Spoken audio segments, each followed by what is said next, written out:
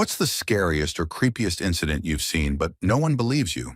Story 1, I used to have this reoccurring nightmare about this lizard man type monster who could see what I could see out of my eyes, so I would run and hide and he would not know where I was. But then as soon as I peeked to see if it was safe, he would know exactly where I was. So I would have to leave that hiding spot and go find a new one, and then it would happen over and over and over again. A literal nightmare. Very Kafkaesque. But here's the real spooky part. I once mentioned the lizard man to my dad, and he turned completely white in the face, his voice got shaky, and he just asked if this dream took place at our house in East St. Paul, the one with the apartments right behind it.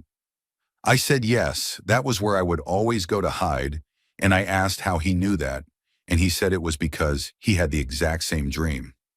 I do not know if it was the way he said it or the overall situation or both, but I still get goosebumps thinking about it, and it is quite chilling. Story 2, I was really young, about 8 years old, and I was at my grandmother's house for vacation. I went for a walk in the neighborhood, and the area there has a hill that goes into the sea. While I was walking, a car at tremendous speed flew off the hill and landed in the sea. I was terrified and ran into a nearby house to tell them to call the police. They did not believe me and said they would call the police, but they never did, which I later learned.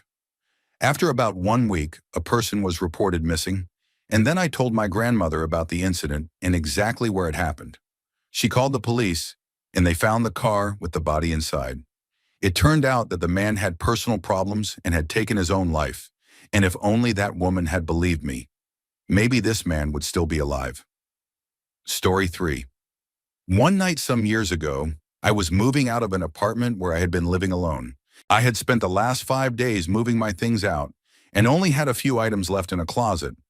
After almost fully clearing the closet, I noticed serious damage to the interior wall hidden behind an ironing board that I never used. A huge chunk of the wall was missing, and there was drywall debris on the closet floor, which made me nervous because I knew I might lose my security deposit. After moving everything out of the way, I noticed that the space in the wall dropped down into what I assumed was the same closet in the apartment below me, and I immediately suspected mice or rats because I had seen them do this exact thing before, chewing through everything. I grabbed a flashlight to look down and see if there were animals down there, and whether I needed to call someone, and when I stuck my head into the hole and shined the light, it was surprisingly clear, except there was a small ladder inside leading up into my closet. I quietly panicked and turned off the flashlight, and I saw light being cast into the space from the lower floor, along with a shadow moving, as if someone had been standing there and moved when I turned the light off. I yanked the ladder out, damaging the wall even more in the process, ran out across the street to a Denny's parking lot, and called the police. As soon as I hung up, I saw the blinds in my window part open for a few seconds and then close again. The police arrived within minutes and detained my downstairs neighbor, and it turned out he had not left his apartment in almost 3 years and had developed paranoid schizophrenia, which caused him to enter my apartment when I was away. The worst part is that I remembered hearing crying and wailing sounds coming from my closet as far back as 1 year before I moved out. Long wails that would start and stop in the middle of the night. He was not charged with anything and was living in a halfway house the last time I heard, about 4 years ago. Story 4. About 1.5 years ago, I moved into my current apartment, where I was living alone at that time. 1 or 2 days after signing the lease and getting the keys, I was slowly moving my belongings out of my previous room, and my former housemates, 2 women, helped me drop off some furniture and boxes of books.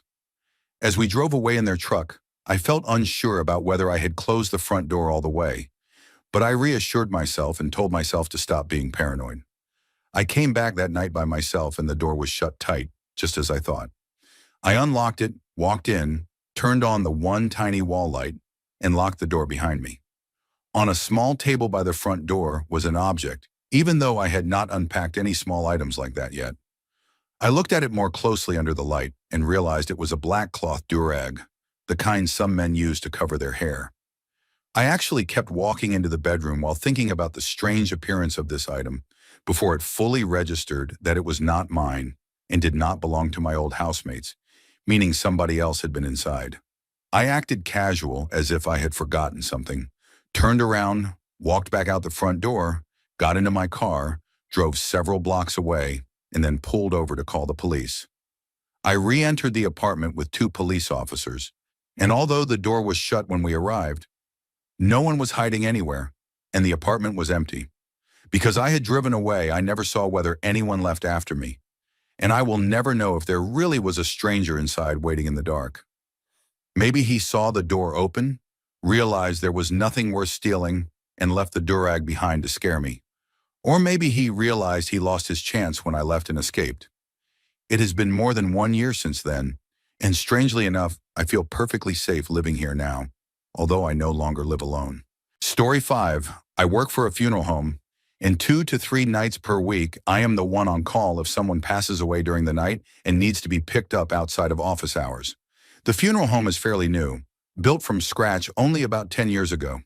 When you arrive, you park the van in the garage, walk through the refrigerator room, then go down an L-shaped hallway that takes you around the chapel until you reach the door to the main office. The creepy part is that when you make that walk from the back to the main office, it often sounds like there are two people talking in another room, the kind of sound where you can tell people are speaking through a wall but cannot understand what they are saying. It only happens when it is dark outside or when the funeral home has been empty for a few hours, and I have tried listening for it during the day, but I never hear it then. It always puts me a bit on edge, and the light switches are designed in a way that forces you to walk all the way down the dark hallways, listening to what sounds like ghostly chatter before you reach the switch, which is not ideal at all. Story 6. I used to work as a pharmacist in a hospital, and I was on the night shift when this happened. I was on my way to get dinner from the cafeteria at around 8 in the evening, and the cafeteria was located in a different building from the pharmacy. Because this was in a developing country, electricity was not always available, so at night they would switch on a generator if there was no power. To conserve fuel, not all walkways were lit when the generator was running. I was walking along the walkways, which were raised about 1.5 feet from the ground, when a small goat suddenly jumped up onto the walkway from nowhere and started charging toward me. It was dark, and I was afraid that if I ran back toward the pharmacy, I would fall off the walkway, and I was also the only one working there at the time, so I could not get help. Every time I stepped to the side, the goat followed me, and I tried to scare it away by shooing it and kicking in its direction, but it was not deterred at all. I eventually managed to get past it and ran all the way to the cafeteria with the goat right at my heels. As soon as I stepped into the cafeteria doorway and looked back, I could no longer see the goat. I got my food and was terrified to walk back, but I never saw the goat again. I never really told anyone about this because I was afraid they would think I was imagining things. Story 7. My grandfather died before I was born, and one time when I was about 10 or 11 years old, I went to the bathroom and then stood in front of the sink to wash my hands. I did not turn on the lights because I was only going to be there for a moment, and the toilet was in a separate small room next to the bathroom. There was a skylight in the bathroom, so it was still bright enough for me to see clearly.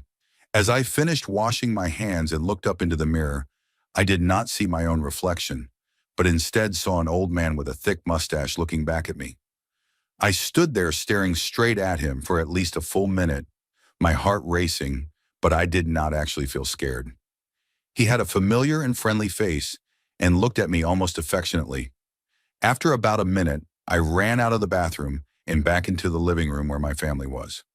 I never told my family about what I saw, but I did tell my best friend at the time, and he actually believed me.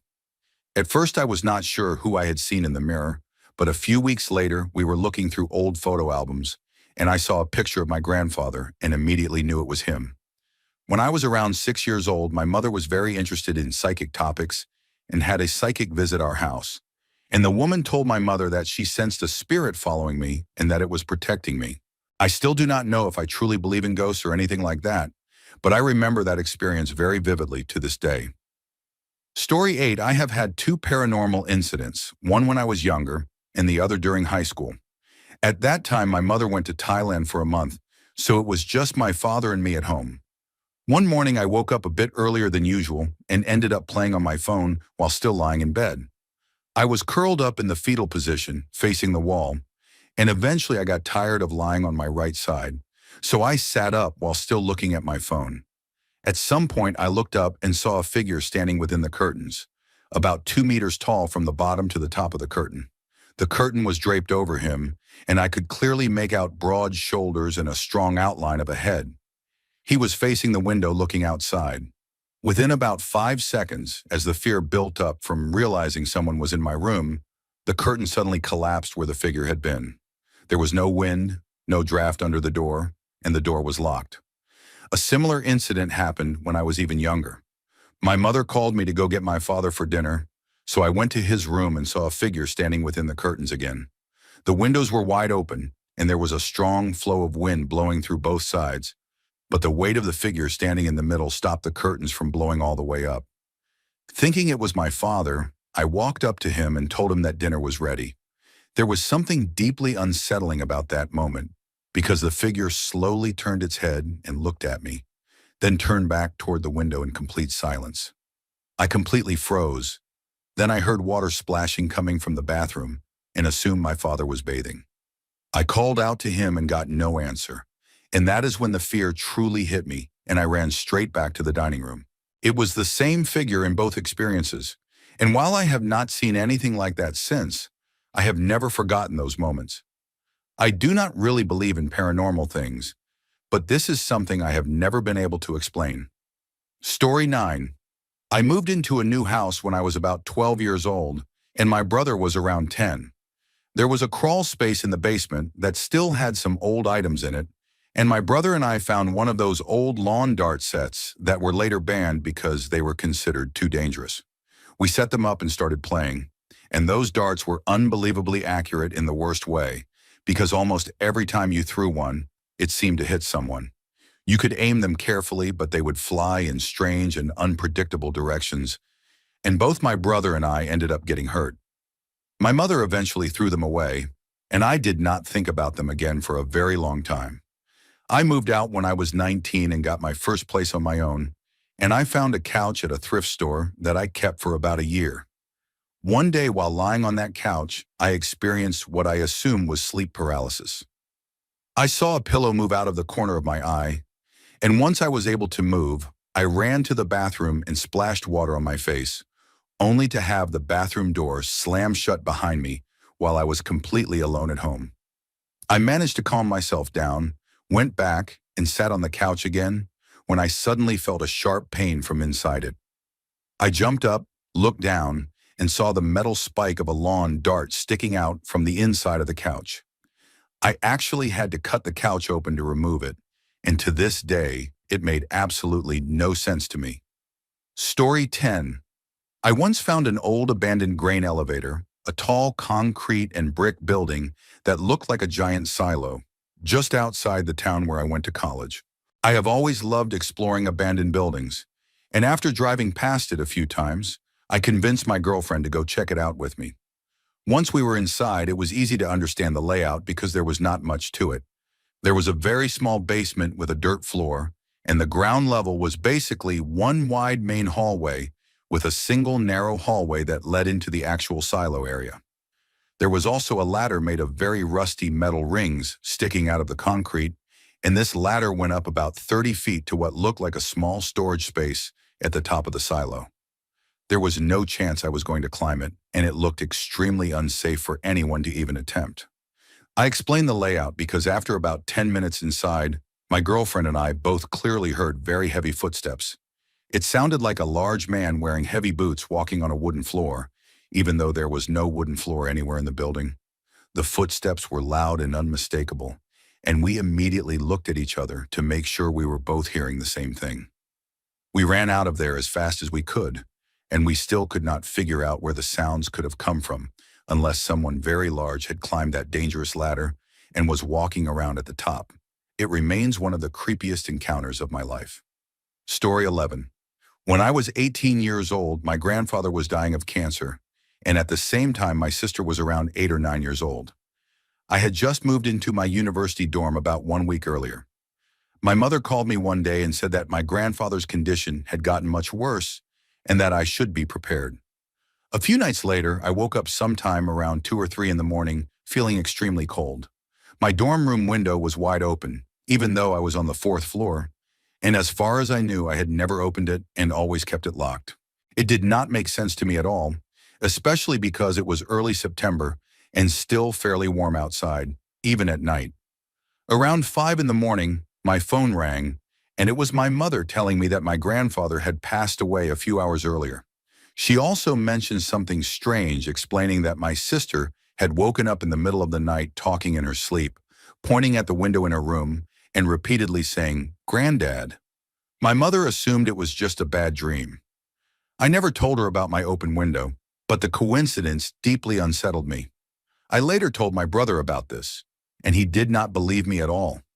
I am not sure I truly believe in ghosts or anything like that, but I have always felt that it was possibly my grandfather saying goodbye to us. Story 12. Back in high school, my friends and I loved going ghost hunting and doing that kind of thing, and we went almost every other weekend all year long. We made a lot of great memories, and one truly messed up one. We had heard about this supposedly haunted barn about 30 minutes outside of our already small town, and the rumors said that a deranged farmer had shot his family and then hanged himself, which sounded like a typical haunted story. When the weekend came, the 5 of us met in town around midnight, got into my mother's car, and headed out to the barn. We were joking around, telling stories, and blasting music on the drive. As my friend guided me to the location, we turned onto a gravel road where trees blocked the sky the entire way, and eventually we spotted the barn off to the right, down a narrow covered path. Across the road there was also an abandoned shack or house with a flimsy screen door. We parked, got out, and one guy decided to stay in the car as a lookout while the rest of us crept toward the barn, laughing and talking. Suddenly everything went quiet, and we all stopped talking at the same time. Right then we heard something moving in the bushes, and seconds later a group of crows suddenly burst out of the ground, circled overhead, and flew straight to the barn. We were scared but decided to keep going anyway. Less than 10 steps later, the bushes shook again, but this time it was not birds. A tall, dark, skinny figure slowly rose up from behind the brush, with no visible face and no clothes, just a solid shadow. We all ran, completely panicked, and not very gracefully, and I personally turned and tripped, thinking for a moment that I was done for. After we made it back to town and talked about what we had seen, we noticed something on my mother's car, a muddy handprint perfectly outlined under the back driver's side door handle.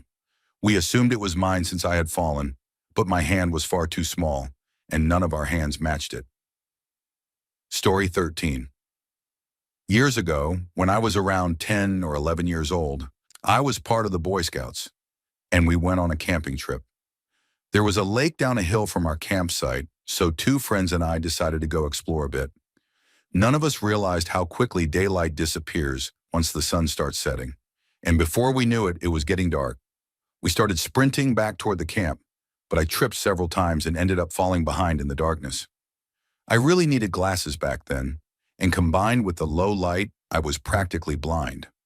I wandered in what I thought was the general direction of the camp, and eventually I saw a figure who appeared to be about my age.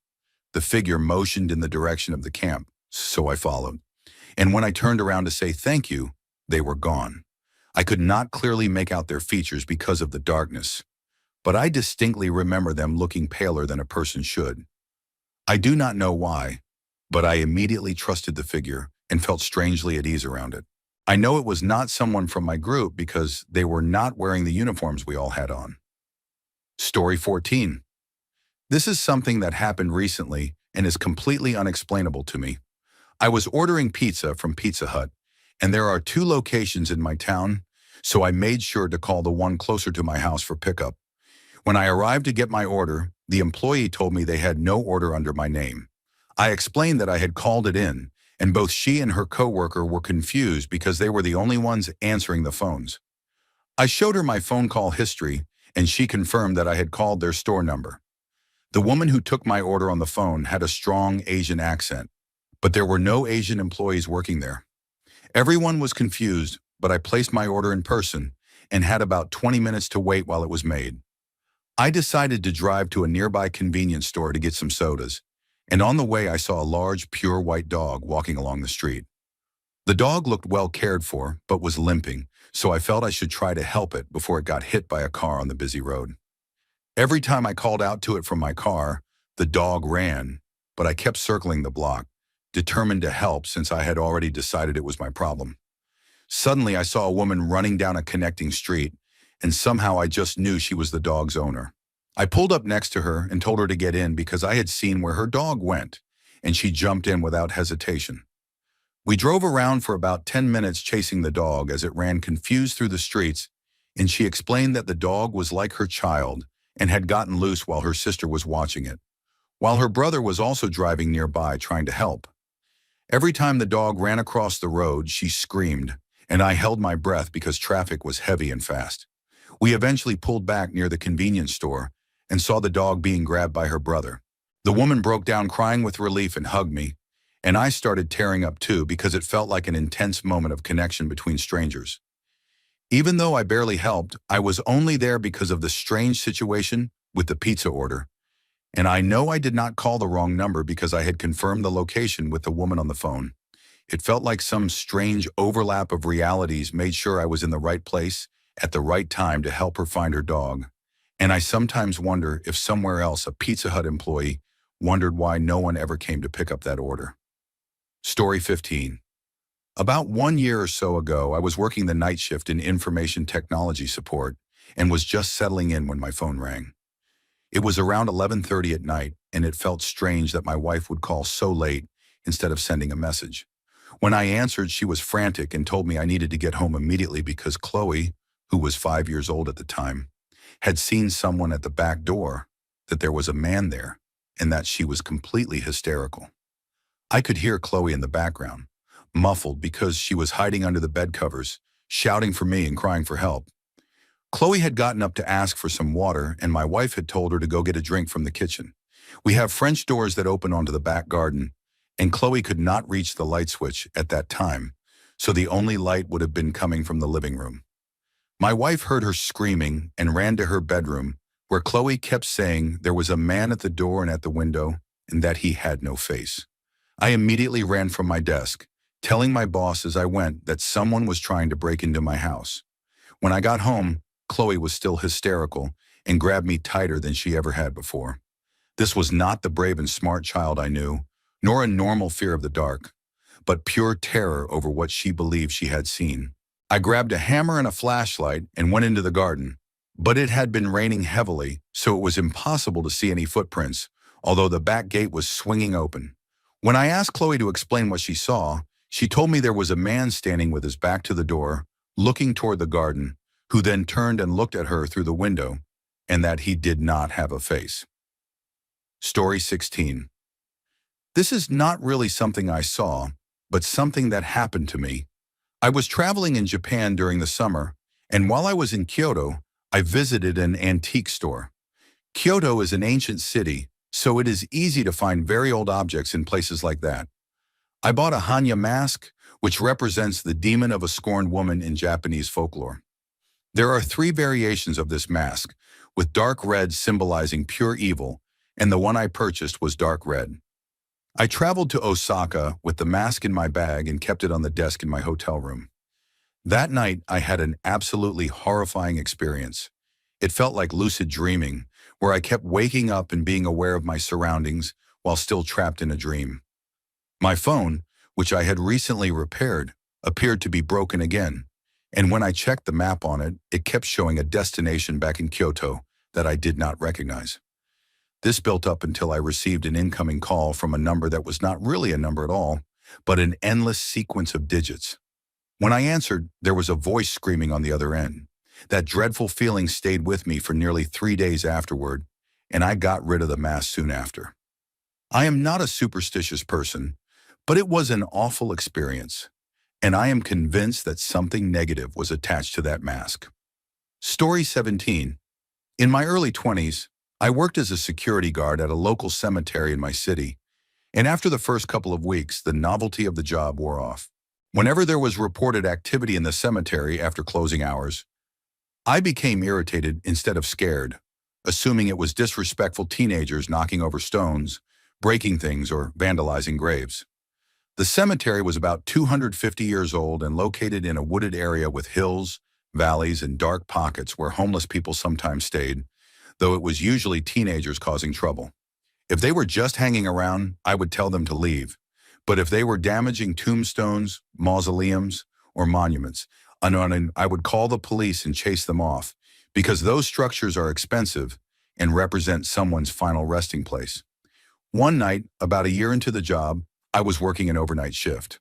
During overnights, we drove the paths, checked known problem areas, walked short routes, and responded to motion sensor alarms. Most alarms were triggered by animals or branches, but sometimes it was people. Around 4 in the morning, a motion sensor alarm went off near a local university, and I assumed it was teenagers again.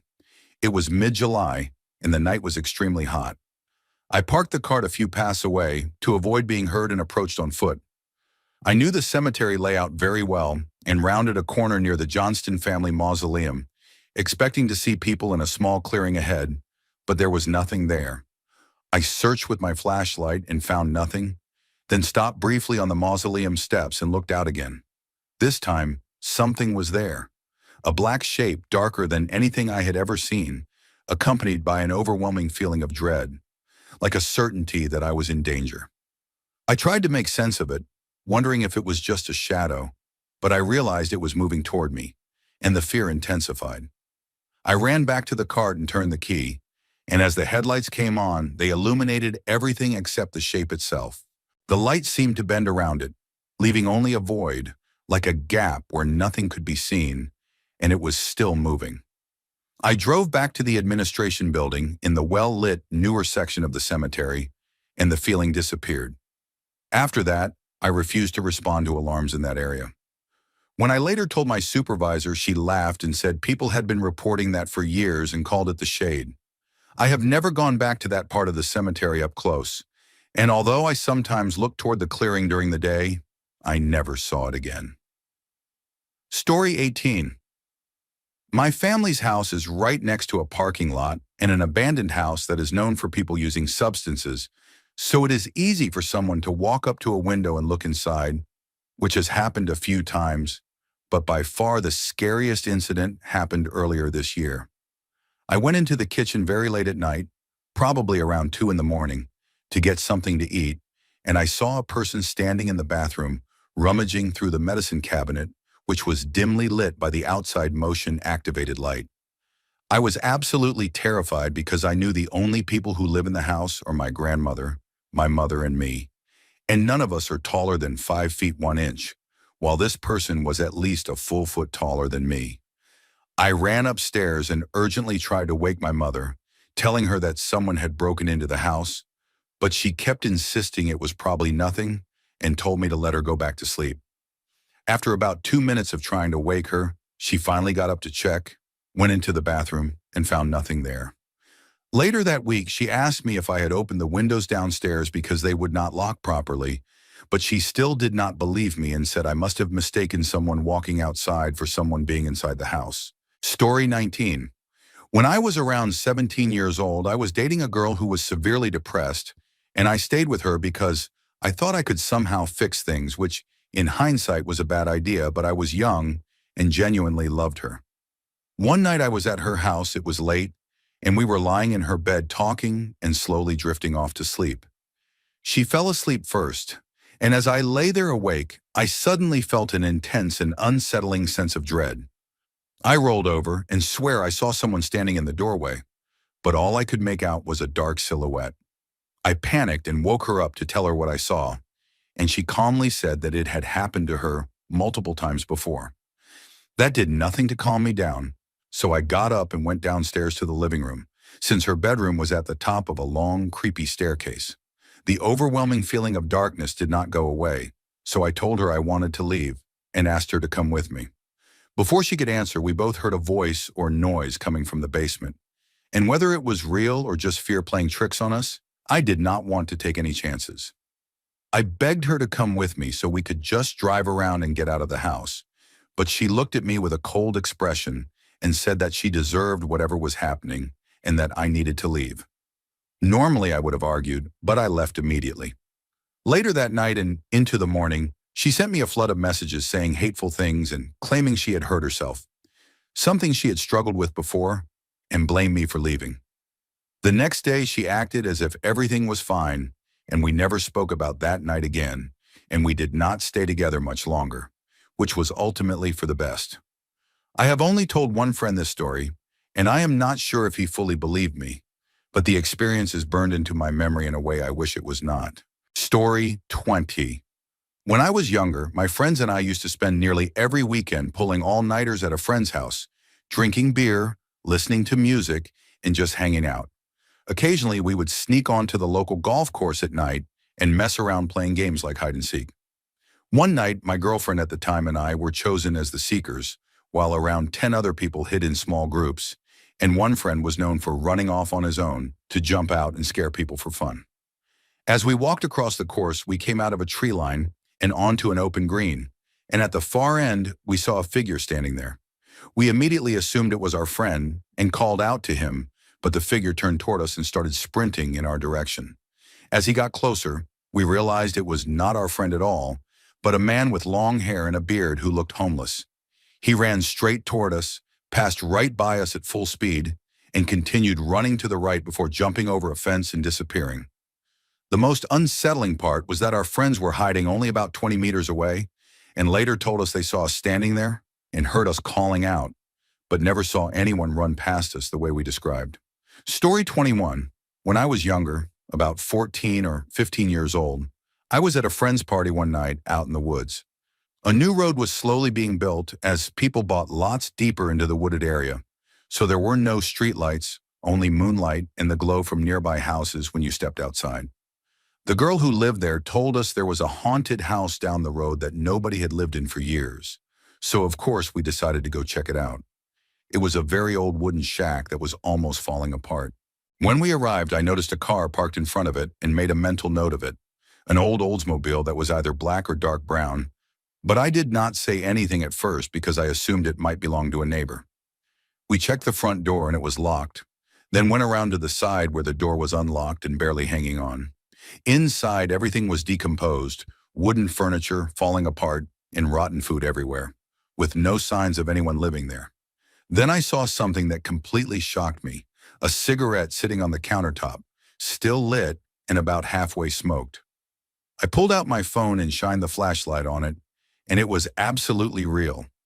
Thinking someone had to be in the house, I called my friends over to see it, but when we looked again, the cigarette was gone, with no trace of it ever being there. They laughed at me for freaking out, and we went back outside. And when I looked toward the road, the old car was gone too.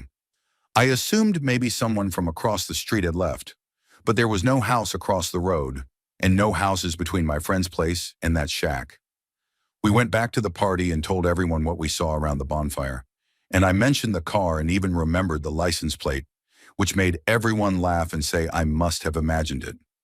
Later that night, a girl showed me a photo taken when we first arrived, and even though it was dark, the flash clearly showed the back of a car with the exact same license plate I remembered, leaving me to wonder whether I saw something paranormal or whether someone really was in that house and left in a hurry when we showed up. Story 22. A friend and I decided to go skateboarding at a nearby golf course, and it was probably around 1 or 2 in the morning. On the way back home, we were walking down a long, dark, heavily wooded 2-lane road on an extremely quiet night when we both heard something jumping through the trees in the distance. At first it sounded about 30 or 40 feet away, and we assumed it was a raccoon or some other animal, so we laughed it off and kept talking. Then we heard it again, but this time it sounded much closer, maybe 10 feet away, right in the trees beside us. We could hear debris falling, heavy rustling, and trees bending and creaking, and it sounded like a fairly large animal. What made it terrifying was how fast it seemed to move without us seeing anything, because when I looked toward where the noise was coming from, the trees were completely still with no branches moving at all. We were terrified and started sprinting, and whatever it was continued jumping from tree to tree directly beside us the entire time we were running. Eventually, the tree line ended near an apartment complex, and we made it home safely. To this day, I still feel uneasy walking down that road, and no one believes the story except the friend who experienced it with me. Story 23. To give some context, this took place in Puerto Rico, and it was a vivid nightmare that I still panic about to this day. I was sleeping in my parents' bed when I felt myself float out of my body, step off the bed, and look back to see myself sleeping. I walked out of the house by passing straight through the door and felt like I floated all the way to the beach, which was about a 5-minute drive away, then began walking calmly along the sand. Everything felt peaceful until the waves suddenly grew louder and more violent, and I felt something calling me into the ocean. The moment my feet touched the water, panic flooded my body. My skin felt like it was crawling with ants, and the beach grew darker and more threatening. From the horizon, I heard a distorted sound that I somehow understood as a warning to leave immediately, and the sky shifted from deep night blue to a dull gray. I felt hands pushing me back toward the house, and every time I tried to look behind me, my neck would tighten as if I was being choked. I would feel pinched or slapped, or hear a voice telling me to stop, or it would get worse. The journey back was nothing like the calm trip to the beach, and as I moved through the neighborhood, I saw people peeking out from their homes while I felt overwhelming fear and shame. When I reached the house, the being that pushed me spun me around violently, and I saw a tall, pale figure with holes for eyes, bloody gums, mismatched hands stitched onto its arms, and a body covered in fungus and maggots. It leaned close to my face and screamed that if I ever did that again, I would stay with it next time. I woke up drenched in sweat, but what made it worse was that I woke up to scratching sounds on the wooden walls, and my parents woke up at the same time. It was 3 in the morning, and I felt like something inside me had permanently changed, like I had lost my innocence. For months afterward, I suffered from insomnia, night terrors, and recurring versions of the same nightmare, while my parents dismissed the sounds as our dog or nearby trees. Even now, I sometimes feel the dream starting again and force myself awake in fear, and I still do not understand what caused it because I had no trauma or anxiety before that night. Yet after it, I was never quite the same. Story 24. I had what I can only assume was a paranormal experience. When I was serving, our old barracks was supposedly haunted, and the building itself had originally been a hotel. Because of that, all the doors had key cards to unlock the handle, a bolt you could lock once inside, and a small metal swivel latch to keep the door secured while it was cracked open.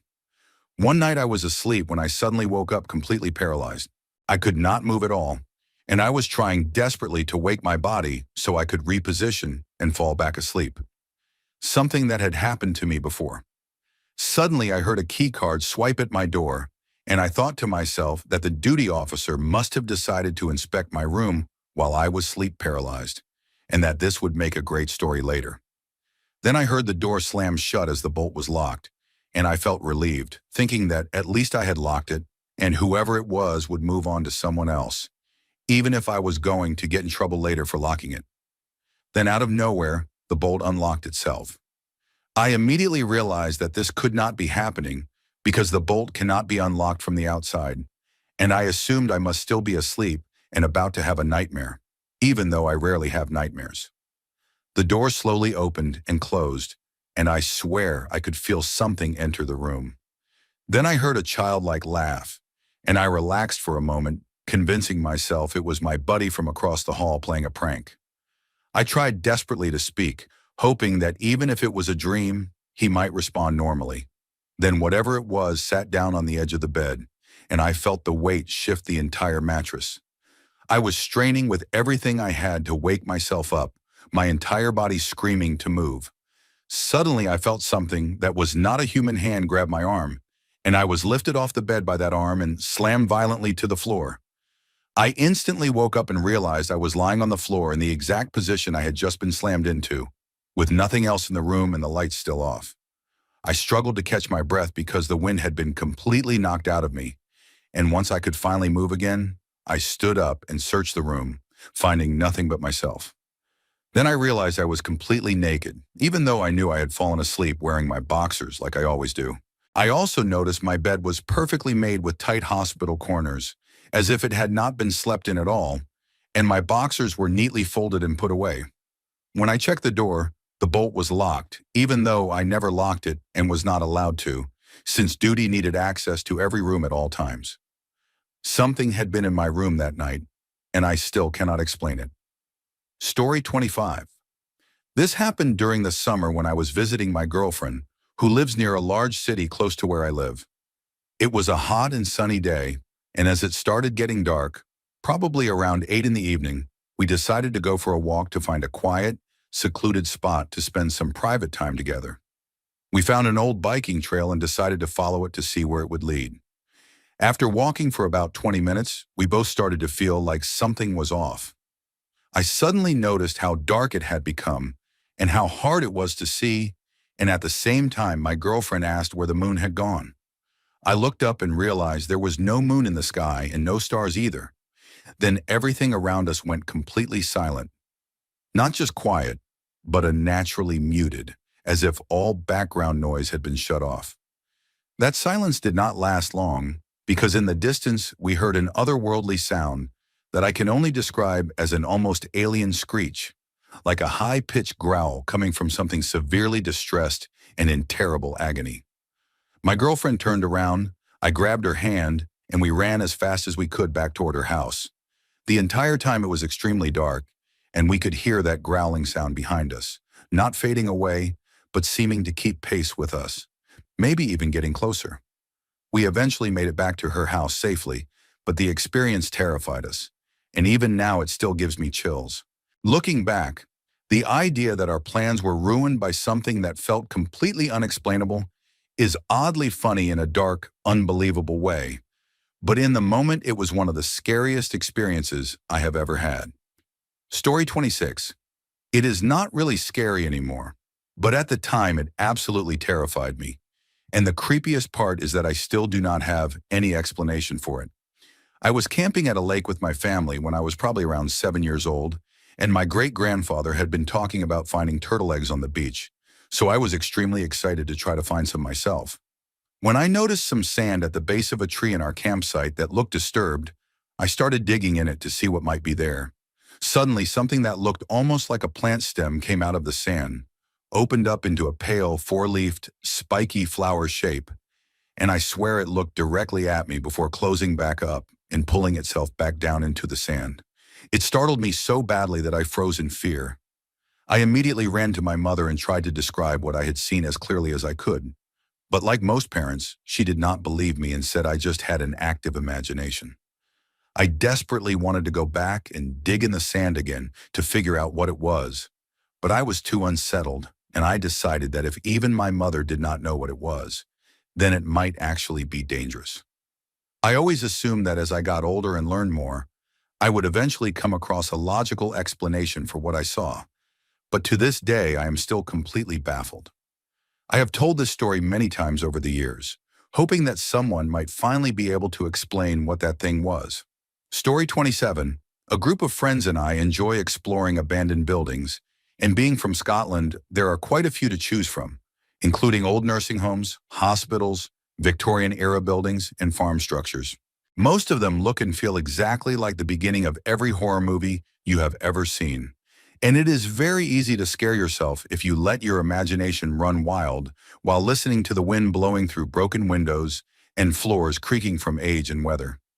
We rarely encounter other people because we are careful not to disturb places that might be occupied by homeless individuals or squatters, and we usually watch a building for 10 to 15 minutes before entering to make sure we are alone. One evening, we explored a large Victorian-era care home that had burned down in the 1960s, and we had read on an urban exploration forum that the fire may have been an insurance job, which already made the place feel unsettling. The building had 4 floors, with the top floor completely stripped of flooring and the bottom floor serving as a basement where staff once lived. We explored the ground floor first and found some old tables and chairs, nothing particularly interesting, and it was starting to get dark. We then reached the top of the stairs leading down into the basement, which was a long tunnel with rooms branching off on each side.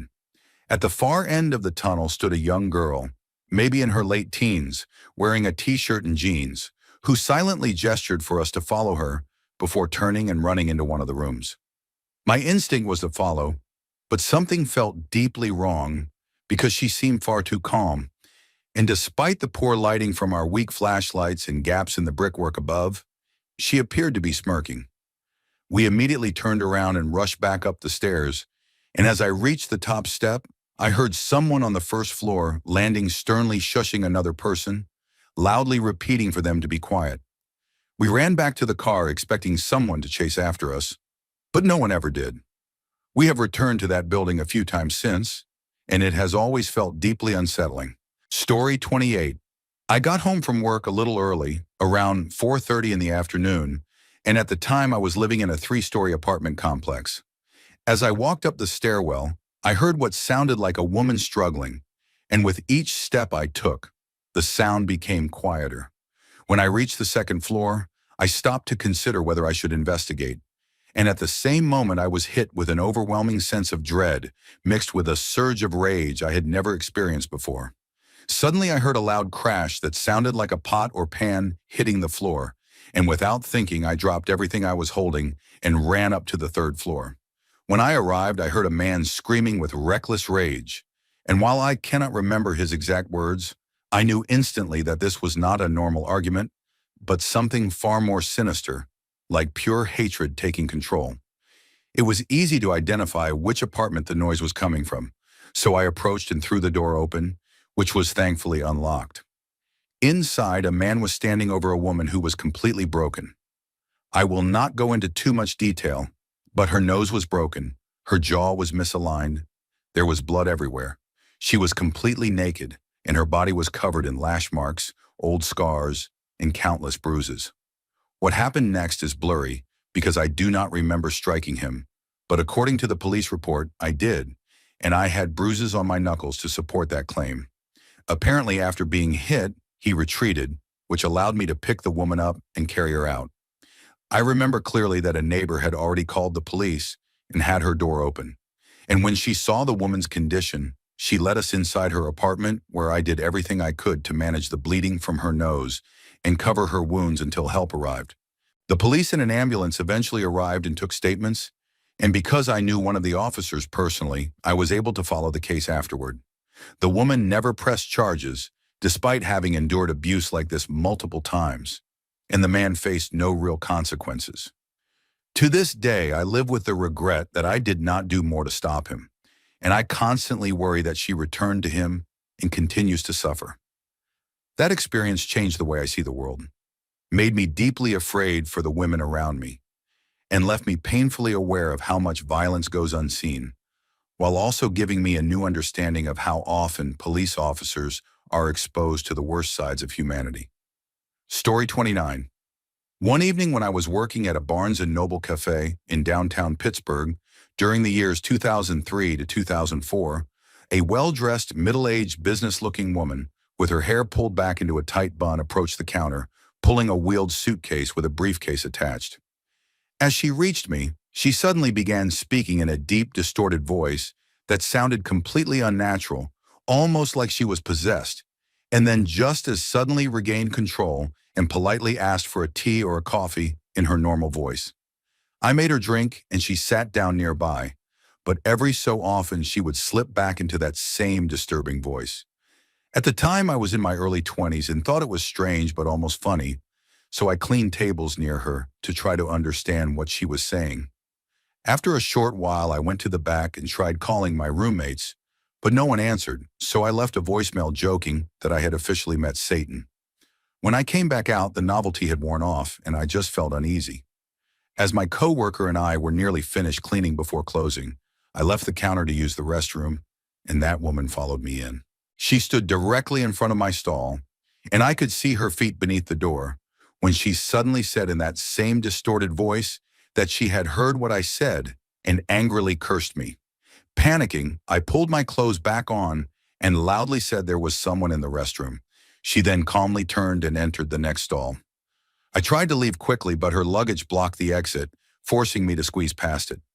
I ran back to the cafe and told my coworker, who convinced me to report it to the store supervisor, who said he would remove her from the store.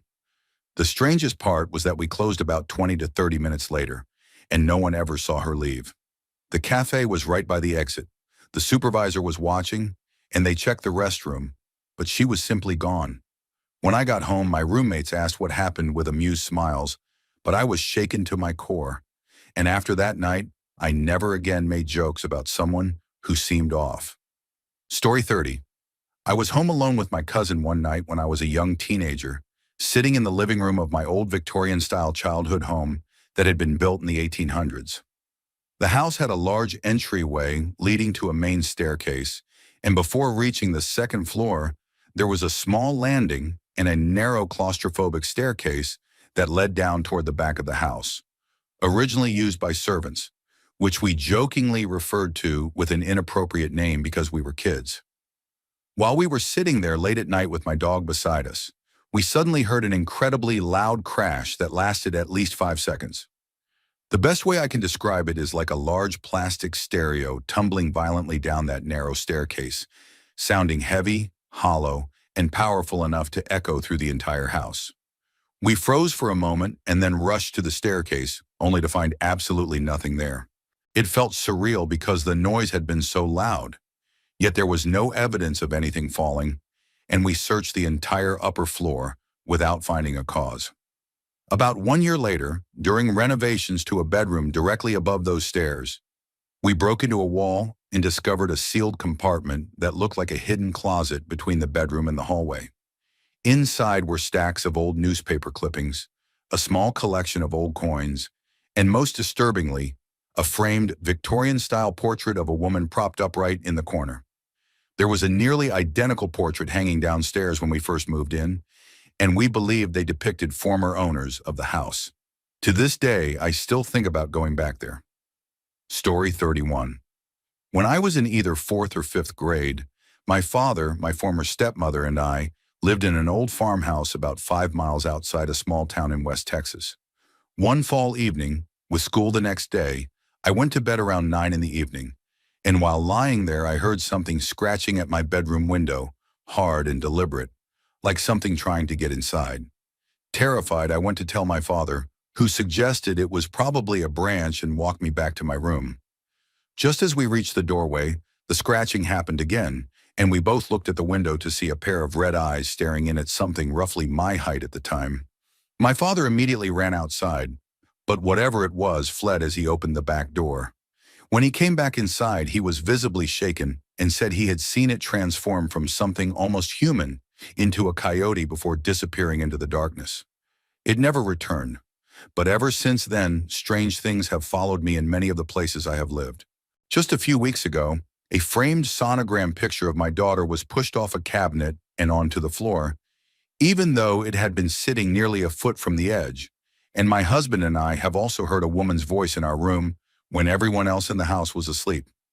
Story 32.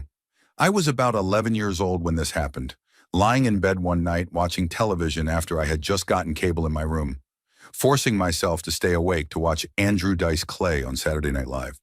I kept drifting off and waking myself back up, and as I lay there, I suddenly felt that unmistakable sensation that someone was staring at me through my bedroom window, a mix of fear and anxiety that I tried to brush off as imagination. I told myself to stop being afraid and just turn around and look, and when I did, I saw exactly what I had feared, a man who had to be around 6 feet 4 inches tall, staring directly at me through the window. I froze instantly, unable to move or scream, and when I tried, only a terrified mumble came out. The man ran off almost immediately, and once my voice returned, I screamed louder than I ever had before. My father came running upstairs from his basement bedroom, and all I could manage to say through my panic was that there was a man at the window. He calmed me down and insisted I must have been dreaming, since I had suffered from night terrors as a child, and he checked outside more to comfort me than because he expected to find anyone. He joked about it occasionally afterward, but the incident was largely dismissed. Even now, as a 42-year-old man, I have never doubted that what I saw was real, and to this day I always keep my blinds fully closed at night. Story 33. Maybe this was not the scariest thing ever, but at the time it absolutely terrified me. I was around 7 years old and asleep in my bed when I suddenly woke up in the middle of the night with a strong, uneasy feeling, like someone else was in the room with me. I wanted to turn on the lights, but I was a spoiled child with a huge bedroom, and it would have taken at least 10 steps to reach the light switch. I decided to run for it and slam my hand on the switch, but nothing happened. I tried again and again, but the lights would not turn on, which made no sense because I had 3 light bulbs, and they could not all have been broken at once. By then I was panicking, so I ran to the door to leave my room, but it would not open. It felt locked, even though the door did not even have a lock. The panic became overwhelming, and I was absolutely sure that something was standing just behind me, about to get me. I ran back to my bed and hid under the covers until morning. When the sunlight finally came in, I looked around the room and saw no one there. So I tried the light switch again, and it worked perfectly, just like it always had, and the door opened normally as well. I went downstairs and later told my family what happened, but no one believed me and said it must have been a dream. I am about 95% sure it was not a dream, and over the following years, I experienced other strange things in that same room, though none were as terrifying as that night, and taken together, they made me believe in paranormal things. Story 34, my cousin's family was very wealthy for a long time, and they lived in a large mansion with a lot of land in Temecula, California, where we would visit every Thanksgiving and Christmas, and often more frequently because my great-grandmother lived in their guest house. This happened a couple of days after Thanksgiving, when my parents allowed me to stay the rest of the weekend. My cousin Jared and I were very close, and always getting into trouble together, exploring the land around his house. Over time, the land was sold and more houses were built, but when I was younger, his house was the only one for more than a mile in any direction. One day we were wandering the dry hills north of his house, carrying a compass and flags to mark our route so we would not get lost. Something we had done for years from the time I was 8 until I was 14. That day, I was 13, and we decided to go beyond a large hill we had never crossed before. On the other side, we found nothing interesting at first, just a dirt road, but from the top of the hill, we could not see any houses in either direction, so the road caught our attention. We marked our spot so we would know how to get back and followed the road east as it slowly curved north. The land was mostly flat with shrubs, but soon the road sloped downward, and we found ourselves descending into trees that turned out to be a small forest hidden in a depression. Eventually, the road ended at a rock wall forming a sort of cul-de-sac, and it was very dark under the tree canopy. Around the rock wall, we found small figurines, clothes, toys, and carvings, and part of the wall was coated in clay that was hard, but still soft enough to carve into with rocks, so we carved our names.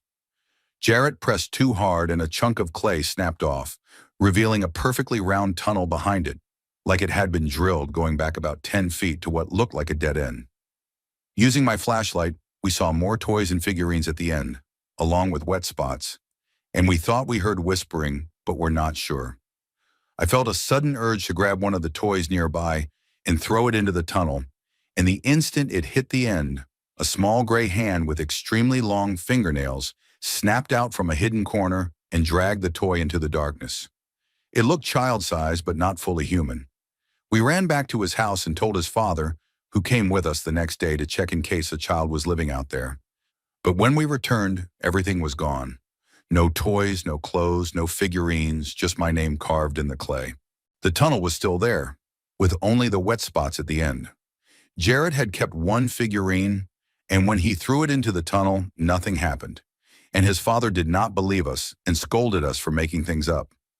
The next morning, that same figurine was sitting on his bathroom counter, and we both panicked, but his father still refused to believe us. Now I am 28 and Jared is 29. And about 6 years ago, we went back and camped overnight, hearing whispers but seeing nothing. And although camera footage showed nothing definitive, we sometimes saw what looked like the top of a head at the tunnel entrance, which could have been shadows. Even now, we both know we saw something there, and we will probably never know what it was. Story 35. When I was 8 years old, I was living in a house out in the rural parts of Idaho. My bedroom window was about the size of a regular door and faced the front lawn, and there was a small light on the side of the house just outside my window. Sometimes I would sit in the dark and watch moths fly around that light.